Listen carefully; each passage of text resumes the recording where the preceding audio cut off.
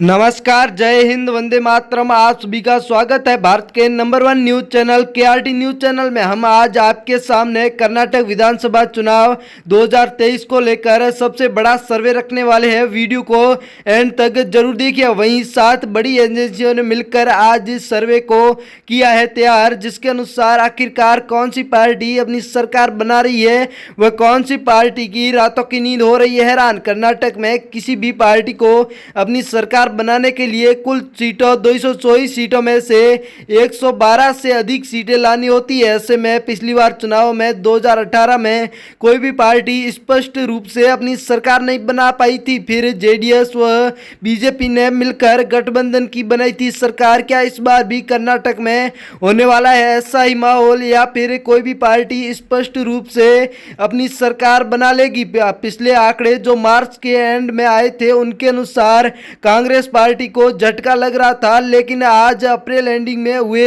सर्वे के अनुसार BJP party को लग रहा है बड़ा झटका। वीडियो को एंड तक जरूर देखिएगा। चलते हैं बीबीएमपी मध्य जिले की ओर, जिसमें कुल 8 सीटें हैं, जिनमें से बीजेपी के खाते में 2 सीट तो जेडीएस पार्टी के खाते में 2 सीट तो यहाँ पर कांग्रेस के खाते में भी 4 सीटें नजर आ रही है, तो अन्य पार्टियों के खाते में 0 के आंकड़े नजर आ रहे हैं। आपके अनुसार कौन सी पार्टी अपनी सरकार बनाएगी, कमेंट में बताना जरूर। चलते हैं अगले जिले की ओर, बीबीएमपी दक्षिण, जिसमें कुल 8 सीटें, बीजेपी के खाते में 4, जेडीएस के खाते में 1 तो कांग्रेस के खाते में 3, अन्य पार्टियों के खाते में 0। जिला तुमकुर, जिसमें कुल 10 सीटें, 10 सीटों में से बीजेपी के खाते में 3 सीट तो जेडीएस के खाते में 2 सीट, यहाँ पर कांग्रेस पार्टी के खाते में 6 सीटें तो अन्य पार्टियों के खाते में 0-0 के आंकड़े नजर आ रहे। जिला बंगलकोट, जिसमें कुल 7 सीटें, जिनमें से बीजेपी के खाते में 2 सीट तो जेडीएस पार्टी के खाते में 1 सीट तो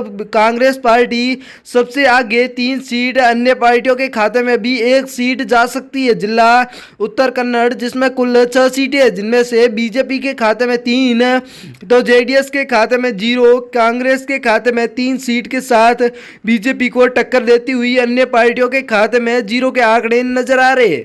मैसूर जिला, जिसमें कुल 10 सीटें, जिनमें से बीजेपी के खाते में 4 सीटें तो जेडीएस के खाते में 1 सीट, यहाँ पर कांग्रेस पार्टी सबसे आगे नजर आ रही है 5 सीटों पर, तो अन्य पार्टियों के खाते में कोई सीट नजर नहीं आ रही। जिला हासन, जिसमें कुल 7 सीटें, जिनमें से बीजेपी के खाते में 2 सीट तो जेडीएस पार्टी के खाते में 0 सीट तो कांग्रेस पार्टी यहाँ पर भी सबसे आगे 5 सीटें तो अन्य पार्टियों के खाते में 0 के आंकड़े नजर आ रहे। जिला बीबीएमपी उत्तर, जिसमें कुल 8 सीटें, 8 सीटों पर बातचीत करें तो बीजेपी के खाते में 3 सीट तो जेडीएस पार्टी के खाते में 1 सीट तो कांग्रेस पार्टी के खाते में यहां पर भी सबसे अधिक 4 अन्य पार्टियों के खाते में 0। चित्रदुर्ग, जिसमें कुल 6 सीटें, 6 सीटों में से बीजेपी के खाते में 1 सीट तो जेडीएस के खाते में भी 1 सीट नजर आ रही है, तो कांग्रेस पार्टी यहां पर भी भारी पड़ती हुई नजर आ रही है, 4 सीट, अन्य पार्टियों के खाते में 0। बींद्री जिला, जिसमें कुल 6 सीटें, जिनमें से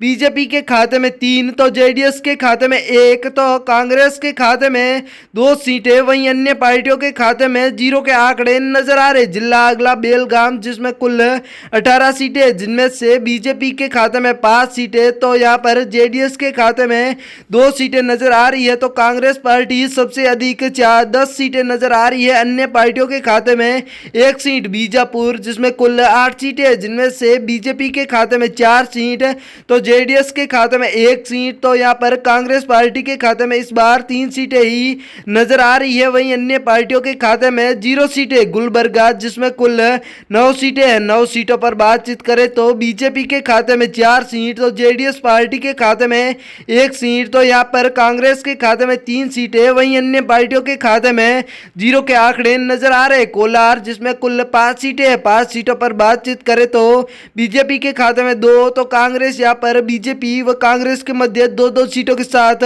टक्कर का माहौल, तो जेडीएस के खाते में 1, अन्य पार्टियों के खाते में 0। बेल्लारी, जिसमें कुल 9 सीटें हैं, 9 सीटों में से बीजेपी के खाते में 3 सीट तो जेडीएस के खाते में 2 सीटें नजर आ रही है, वहीं कांग्रेस पार्टी के खाते में सबसे अधिक 4 सीटें, अन्य पार्टियों के खाते में कोई सीट नजर नहीं आ रही। जिला धारवाड़, जिसमें कुल 7 सीटें, जिनमें से बीजेपी के खाते में 2 तो जेडीएस के खाते में 1। यहाँ पर कांग्रेस पार्टी भारी पड़ती हुई 4 सीटों के साथ, वहीं अन्य पार्टियों के खाते में 0 के आंकड़े नजर आ रहे। जिला बंगलोर अर्बन जिसमें कुल 7 सीटें हैं, जिनमें से बीजेपी के खाते में 4 सीटें, तो जेडीएस पार्टी के खाते में 1 सीट, तो कांग्रेस के खाते में 2। तो यहाँ पर बीजेपी भारी पड़ती हुई, वहीं अन्य पार्टियों के खाते में 0 सीट। शिमोगा जिसमें कुल 7 सीटें हैं, जिनमें से बीजेपी के खाते में 1 सीट, तो जेडीएस पार्टी के खाते में 2 सीटें नजर आ रही है। वहीं कांग्रेस पार्टी के खाते में सबसे अधिक 4 सीटें, वहीं अन्य पार्टियों के खाते में 0 सीट। दावनगेरे जिसमें कुल 8 सीटें हैं, जिनमें से बीजेपी के खाते में 2 सीट, तो जेडीएस पार्टी के खाते में 1 सीट नजर आ रही है। वहीं कांग्रेस पार्टी के खाते में सबसे अधिक 5 सीटें, वहीं अन्य पार्टियों के खाते में 0 सीटें। रायपुर जिसमें कुल 7 सीटें हैं, जिनमें से बीजेपी के खाते में 2 सीट, तो जेडीएस पार्टी के खाते में 1 सीट। वहीं कांग्रेस के खाते में सबसे अधिक 4 सीटें नजर आ रही है, तो अन्य पार्टियों के खाते में कोई सीट नजर नहीं आ रही। चिंकमगलूर जिसमें कुल 5 सीटें हैं, जिनमें से बीजेपी के खाते में 2 सीट, तो जेडीएस के खाते में 1, कांग्रेस के खाते में 2, वहीं अन्य पार्टियों के खाते में 0-0 के आंकड़े ही नजर आ रहे। चलते हैं अगले जिले की ओर, मंडुया जिला जिसमें कुल 7 सीटें हैं। 7 सीटों में से बीजेपी के खाते में 1 सीट नजर आ रही है, तो जेडीएस के खाते में भी 1 ही सीट नजर आ रही है। वहीं कांग्रेस पार्टी के खाते में सबसे अधिक 4 सीटें, तो अन्य पार्टियों के खाते में 0 सीटें। जिला हावेरी जिसमें कुल 6 सीटें हैं, जिनमें से बीजेपी के खाते में 2 सीट, तो जेडीएस के खाते में 1 सीट। यहाँ पर कांग्रेस पार्टी के खाते में सबसे अधिक 3 सीटें, तो अन्य पार्टियों के खाते में कोई आंकड़े नजर नहीं आ रहे। दोस्तों, हम ये बताते जरूर है कि हमारे अनुसार सरकार बनने की संभावना है, लेकिन वो तो आंकड़े हैं, चुनावी बाद ही पता चलेगा कि कौन सी पार्टी अपनी सरकार बनाएगी।